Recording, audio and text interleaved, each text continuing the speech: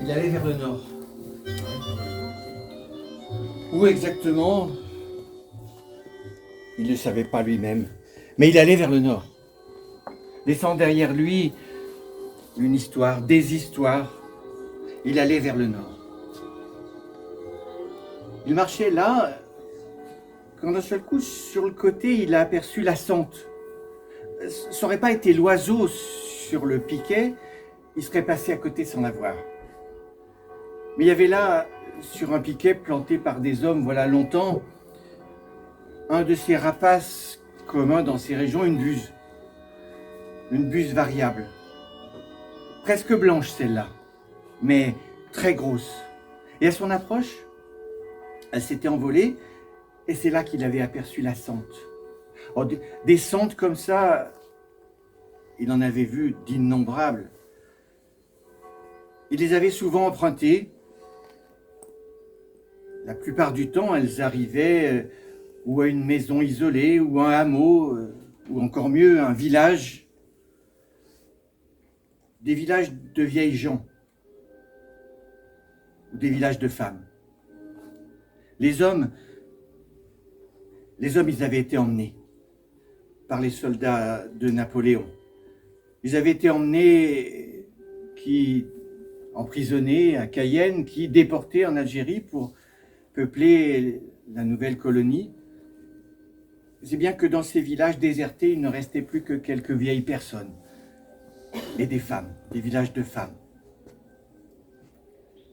Il était donc parti en espérant trouver quelque chose au bout de cette sente. Et cette sente, ceux qui l'avaient tracée en avaient choisi le tracer avec soin. Elle s'élevait en suivant les courbes de niveau, de façon à ne peiner ni les hommes ni les bêtes. Quand il la perdait un peu, l'oiseau revenait vers lui, comme s'il avait voulu le guider. Du moins, c'est ce qui se disait. L'oiseau revenait vers lui, et puis il retrouvait un peu plus loin le tracé, la sente. Lorsque la sente devait franchir un ruisseau, c'était toujours à un endroit où il y avait une dalle de roche.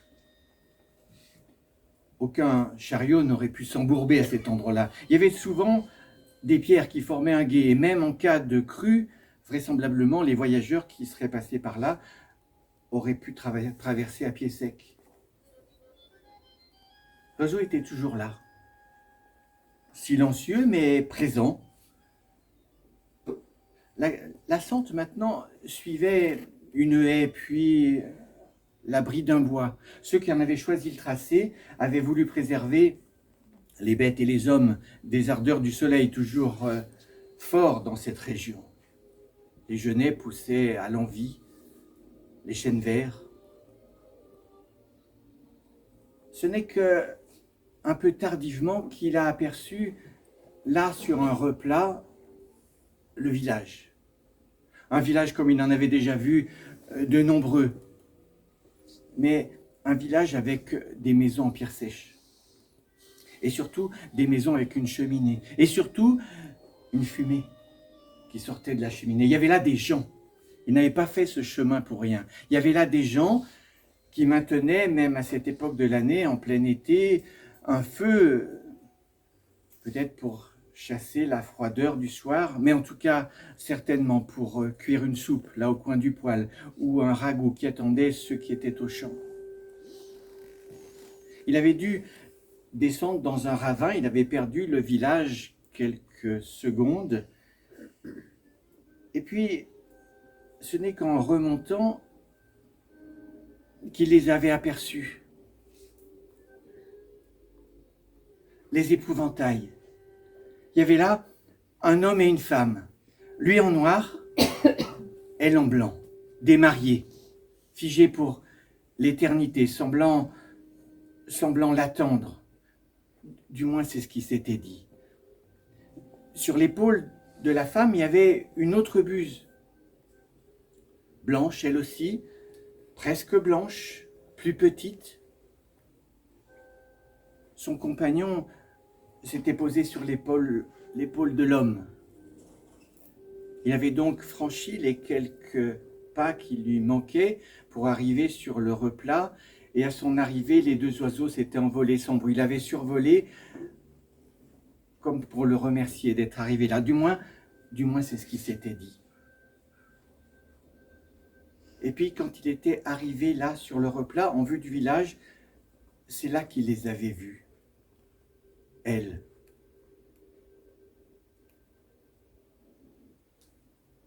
Il fait chaud. Il fait terriblement chaud. Une chaleur écrasante, une chaleur suffocante. Le soleil là-haut plombe et malgré nos grands chapeaux, nous transpirons comme nous n'avons jamais transpiré. La sueur nous coule dans le dos, elle nous coule entre les seins, elle nous coule du front jusque dans les yeux, mais nous n'avons pas le temps de l'essuyer, cette sueur, parce que même si le soleil est là, là-bas à l'horizon, nous les voyons, ces gros nuages qui annoncent l'orage.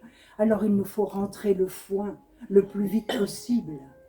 Et nos bras montent et nos bras descendent, en haut, en bas, en haut, en bas, sans s'arrêter. Il faut soulever avec la fourche le foin, le basculer dans la charrette. Tous nos bras en rythme, en haut, en bas, inlassablement, malgré cette chaleur, malgré la sueur, malgré notre dos endolori, malgré nos épaules qui n'en peuvent plus. Nous continuons à rentrer ce foin, nous les femmes de ce village. Rien que des femmes.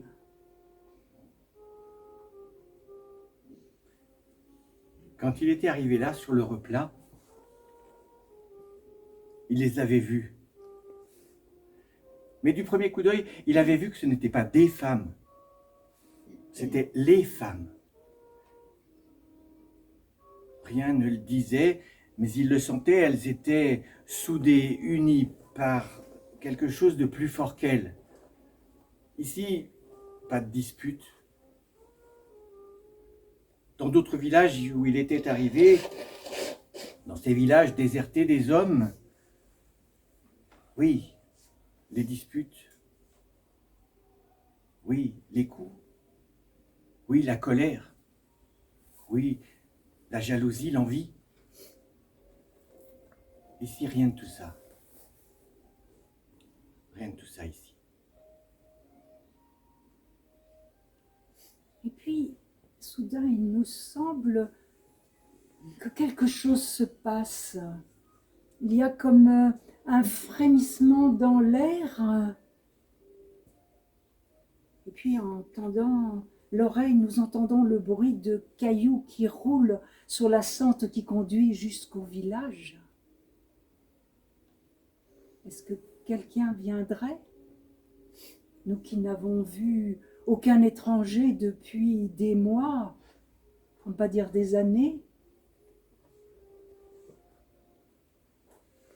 Et je vois la casquette apparaître. Sous la casquette, il y a ce visage d'homme avec sa moustache, sa veste couverte de poussière, son pantalon dans le même état, ses chaussures qui ont dû parcourir je ne sais combien de lieues. Un homme arrive enfin dans le village après tant d'années où nous n'en avons vu aucun. Nous nous regardons, nous les femmes, nous échangeons un regard, nous avons à peine suspendu le geste de nos bras, et puis nous reprenons la valse des fourches, comme si rien ne s'était passé, comme si ce jour-là était pareil à tous les autres. Ici, pas de dispute. Ça se voit, ça se sent. Pas de dispute.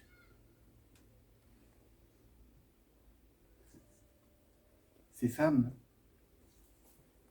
elles sont là unies par le travail.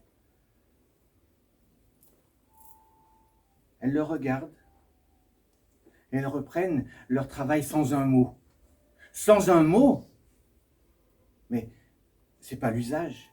C'est pas ça l'usage en campagne, c'est pas ça l'usage. Quand quelqu'un arrive, même si l'ouvrage presse, on s'arrête, ne serait-ce que pour désendolorir le dos qui n'en peut plus, et puis on échange quelques mots. guère, mais quelques-uns quand même. Et là, pas un mot. Pourtant, à l'évidence, elle savait qu'il arrivait. En campagne, on ne regarde pas, mais on regarde quand même. Ces oiseaux qui s'envolent brusquement, les pépiments qui s'arrêtent. Quelqu'un vient. Quelqu'un vient. Les cailloux qui roulent sous les pieds, des souliers ferrés, pas des souliers de femme. Un pas tranquille. Quelqu'un vient. Un homme. Seul. Elle savait. Pas un mot. Mais est-ce qu'elles auraient oublié les règles de l'hospitalité? Il doit quand même rester, même ici, même après tout ça, une de ces bonnes maisons, vous savez, celle dans laquelle on peut arriver à n'importe quelle heure du jour ou de la nuit, celle dans laquelle on vous pousse une chaise pour vous détendre les pieds, endoloris par la marche, celle dans laquelle on pose une assiette garnie devant vous, avec quelque chose à boire, celle dans lesquelles vous pouvez trouver le gîte, s'il est trop tard, ou si c'est trop risqué pour continuer. Il doit bien rester. Peut-être qu'elles ont oublié ça. Jusqu'à ça, elles ont tellement perdu. Alors, il se sourit quand même. Ce n'est pas un homme à se mettre en colère. Il se sourit quand même. Peut-être qu'au fond, oui, peut-être. Elles ont oublié jusqu'à ça les règles de l'hospitalité. Mais ces femmes-là, qui travaillent comme ça,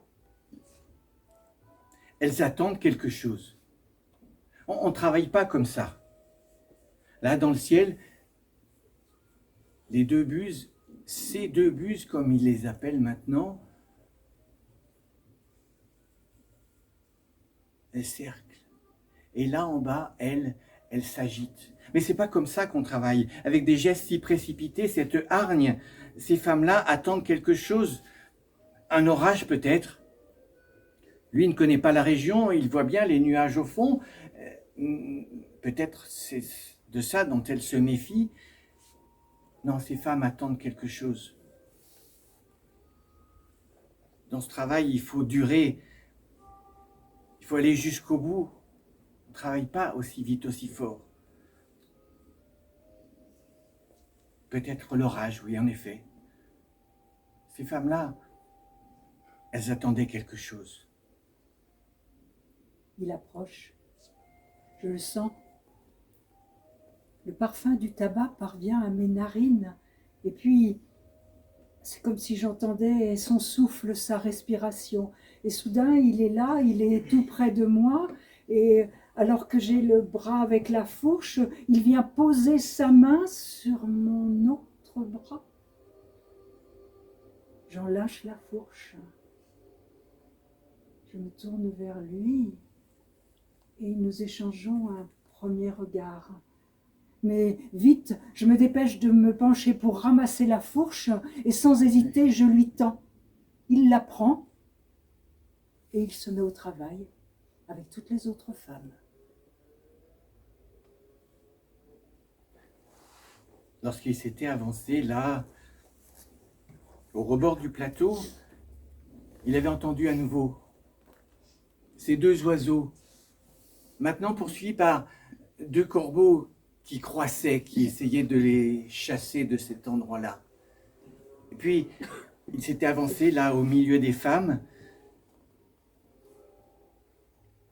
et sans savoir comment, sans savoir pourquoi, il avait posé sa main sur l'avant-bras de l'une d'entre elles pour arrêter le geste. Et tous les gestes s'étaient arrêtés. Et un grand souffle était passé. Elle n'avait pas retiré son bras. Il n'avait pas retiré sa main. Ils avaient croisé leurs regards. Ils n'avaient pas scié. Ni l'un ni l'autre. À un moment, une des buses avait piaulé. Les corbeaux avaient lâché prise. Il leur avait abandonné le ciel. Elle n'avait pas retiré son bras. Il n'avait pas retiré sa main. Il l'avait senti peu à peu se détendre. Il n'y aurait pas d'orage. Il n'y aurait pas d'orage. Combien de temps cela avait-il duré? Quelques secondes, une minute, deux, une éternité sans doute. Ils étaient restés ainsi, sans un mot. Il n'y aurait pas d'orage. Elle avait ramassé la fourche qu'elle avait laissée tomber, elle la lui avait tendue. Il l'avait saisie.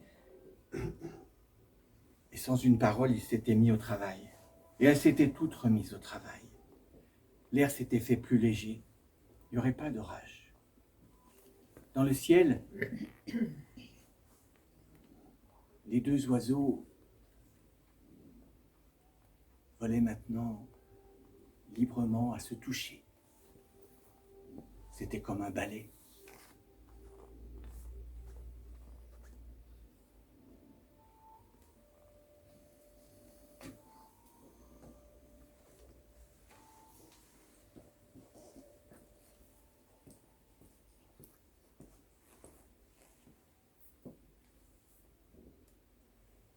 L'homme est dans notre village de femmes. Le premier soir, nous le logeons dans un petit jas à l'entrée du village. Nous ne savons pas qui il est. L'homme lit. C'est ce que je découvre en lui portant son souper. Il lit, et c'est rare.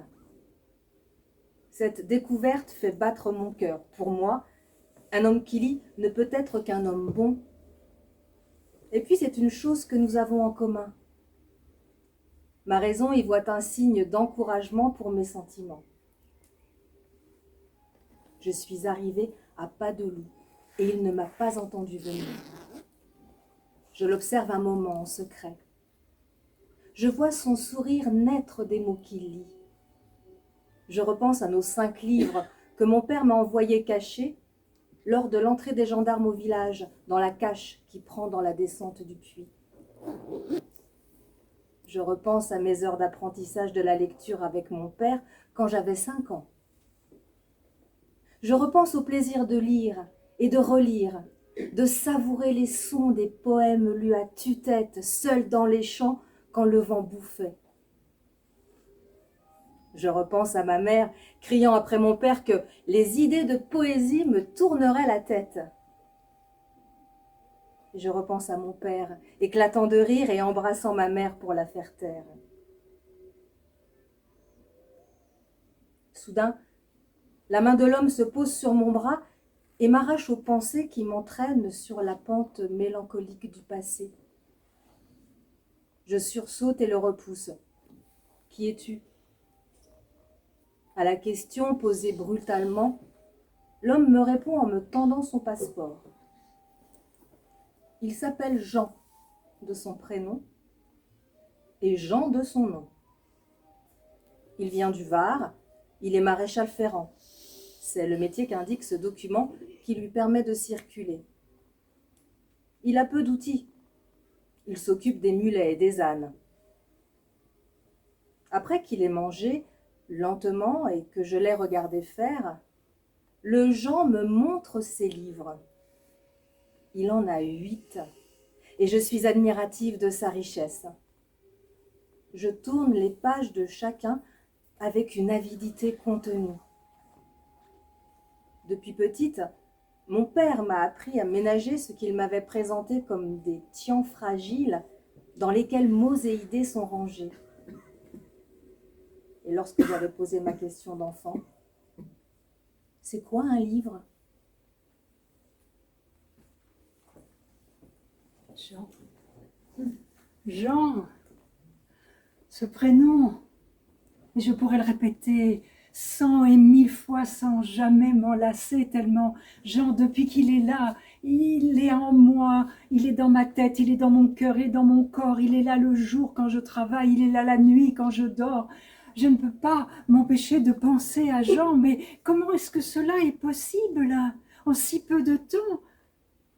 Moi qui étais fiancée à Martin, moi qui connaissais Martin depuis que nous étions enfants, nés tous les deux dans ce village, nous qui avons été à l'école ensemble, qui avons fait des bêtises ensemble, qui avons joué. Martin, c'est comme s'il n'existait plus, comme si je l'avais oublié. Il n'y a plus que Jean qui prend toute la place. Mais pourquoi est-ce que je ne suis pas comme Rose? Rose, elle aussi, était fiancée. Elle aussi devait se marier à peu près en même temps que Martin et moi. Mais Rose, elle a gardé tout son amour pour son fiancé. La preuve, c'est sa mère qui nous l'a raconté.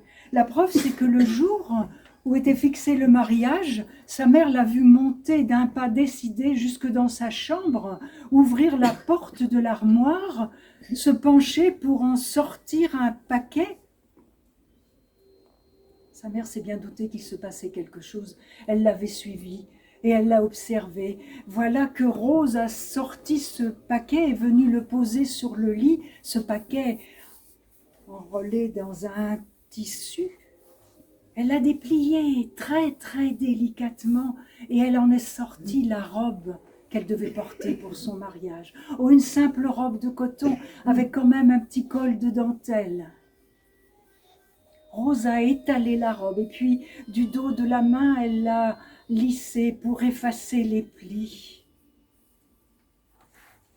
Elle ne quittait pas des yeux la robe jusqu'à ce qu'elle se mette à lever la tête vers le portrait posé sur sa table de nuit, le portrait de son fiancé. Et voilà que ses yeux allaient de la robe au portrait, du portrait à la robe.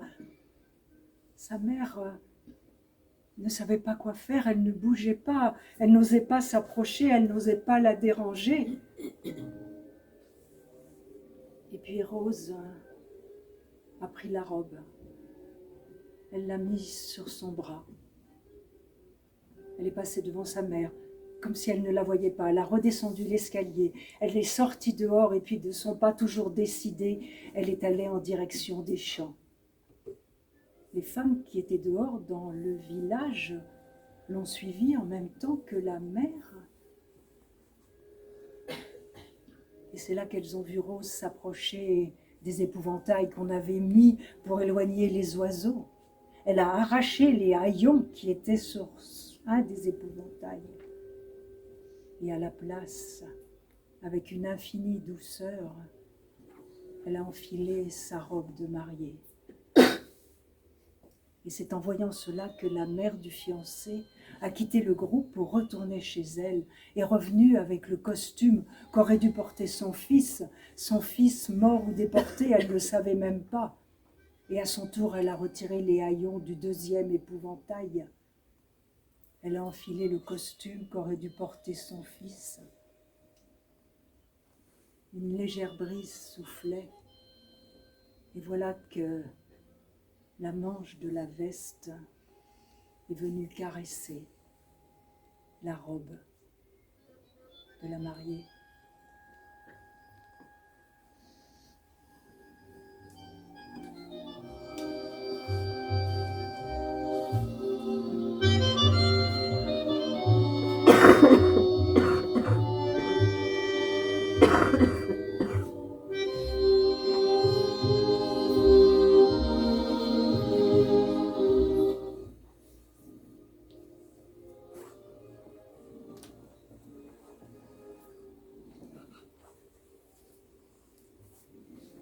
Notre première rencontre physique va durer des heures. Notre première rencontre physique va durer des heures. Jusqu'au matin, il va me caresser et m'aimer de 1000 façons avant de me laisser pantelante et émerveillée.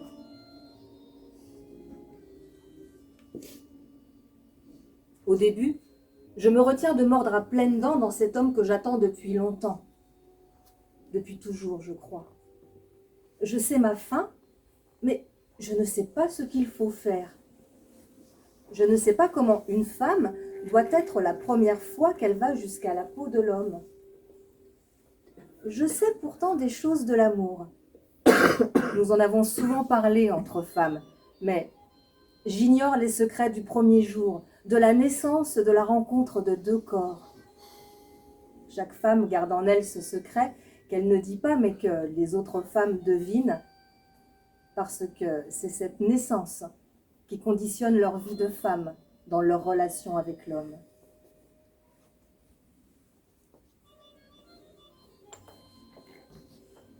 J'attends. J'attends et je laisse d'abord le Jean guider cette première danse.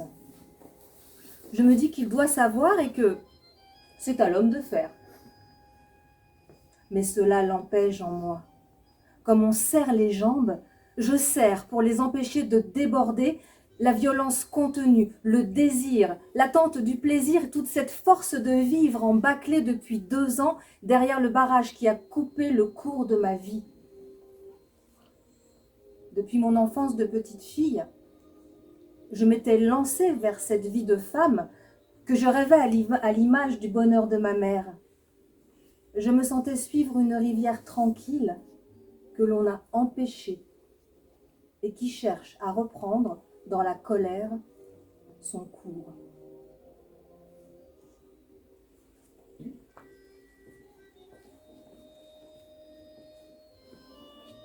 Te voilà, mon oiseau. Tes mains. Te voilà, mon bel Mon oiseau. corps. Oui, touche-moi, Tu fleurs caresse-moi, avec les falaises. effleure-moi. Les Oui, falaises jaunes, roses. la première fois Ocre. que je suis contre N'aie ton pas peur, corps. mon bel oiseau. Oui, N'aie pas peur. Jean, Viens, regarde. je n'ai jamais été touchée par Nous aucun montons homme. tous Tu les es deux. là avec Viens, moi. viens. Je ne sais pas si je dois Je sens tes caresser, rémiges. si je dois mordre. J'ai envie Viens, de viens, j'ai viens, envie de monte, caresser. monte, monte Et avec ta moi. peau et ton odeur et Monte, tes mon bel flancs amour, et tes monte, vallées, monte, mon ton bel oiseau, visage, viens, ton viens. visage, ton Falaise dos, tes blanche, cuisses, tout ton falaise corps que je grise. découvre petit à petit. belle falaise. N'aie pas peur de ces falaises-là, on ne peut tomber. Viens, Oui. viens, viens.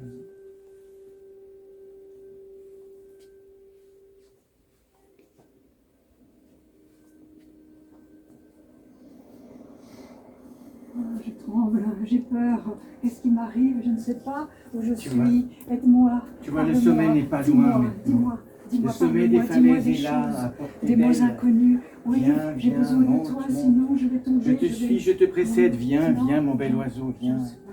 Je Viens, frissonne, je Viens, frissonne. regarde, Je n'ai le jamais sommet n'est pas frissonné loin comme ça. maintenant. Non, Tu verras, heureusement tu on va es là. passer ce Plus sommet, près, plus viens, près, non viens. plus loin. Non, Monte, non, monte, oui, monte. non.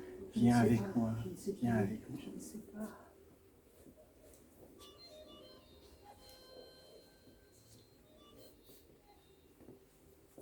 Oh que j'ai chaud, je brûle, Le je sommet. brûle.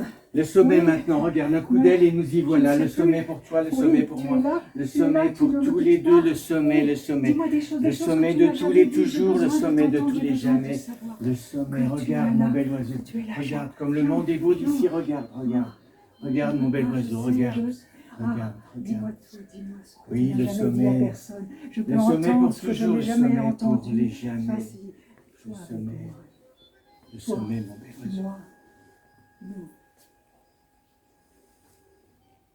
Viens maintenant. La paix maintenant. Redescendons doucement maintenant. Viens, mon bel oiseau.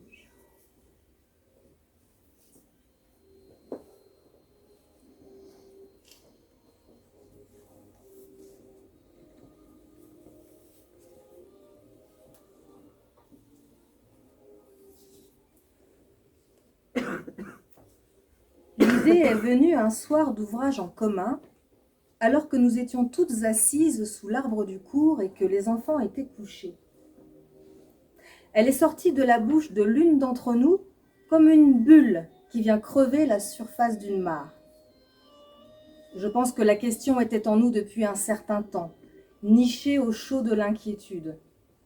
Et s'il n'y avait plus d'hommes? Plus d'hommes nulle part. Aucune d'entre nous n'a levé la tête. Ce ne sont pas des graines de pensée comme celle-ci qui vous font lever le visage pour sourire.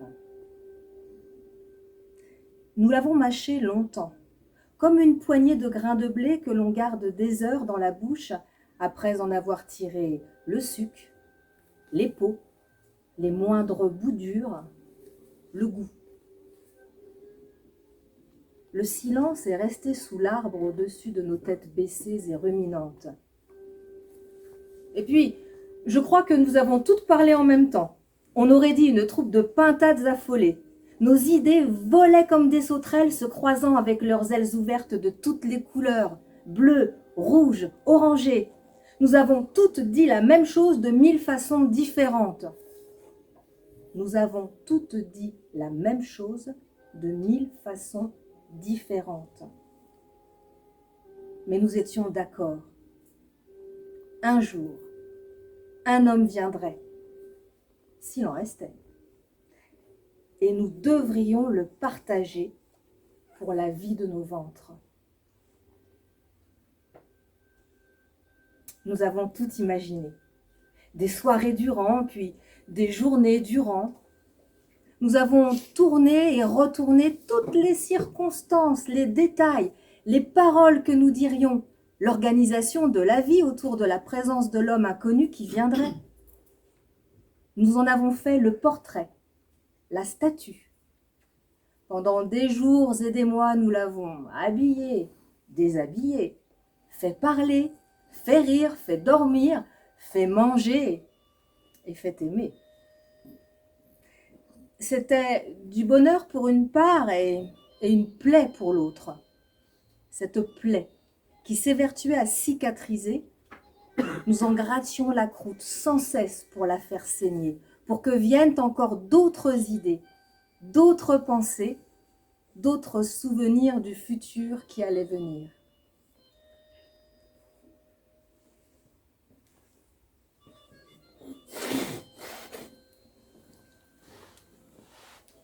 Tout va aller très vite. Je pensais que les choses seraient plus difficiles. Dès cette première aube, je suis fidèle à mon serment. Je pense qu'il faut absolument que je le fasse tout de suite, sinon je ne serai sans doute plus capable de le faire. J'explique aux gens ce que nous attendons de lui. Jean est un homme intelligent. Je le constate immédiatement. Il m'écoute sans m'interrompre.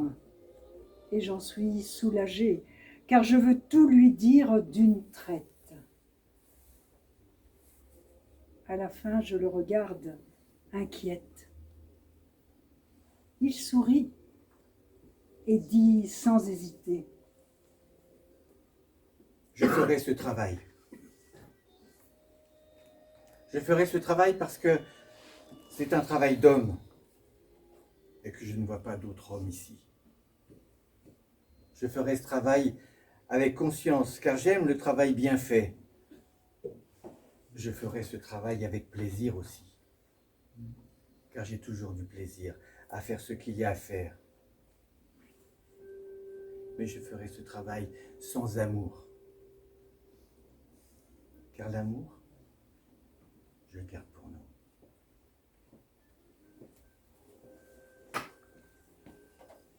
Un soir, au retour des foins, nous avons trouvé 2 hommes sur la place du village.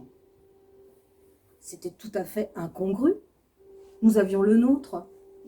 Et nous avions totalement oublié que d'autres existaient. Cette présence nouvelle était le signe de temps nouveau, ou plutôt de la fin d'un temps hors du temps. Mon deuxième enfant avait déjà 6 mois, Jeanne venait d'accoucher, Marie, Rose et Magdeleine avaient chacune leur petit. Derrière ces 2 hommes sont venus d'autres hommes encore, et puis des femmes, et puis des enfants. À la fin de l'été, le Jean a fait son sac. Il a dit: demain je reprends ma route. Je n'ai rien dit.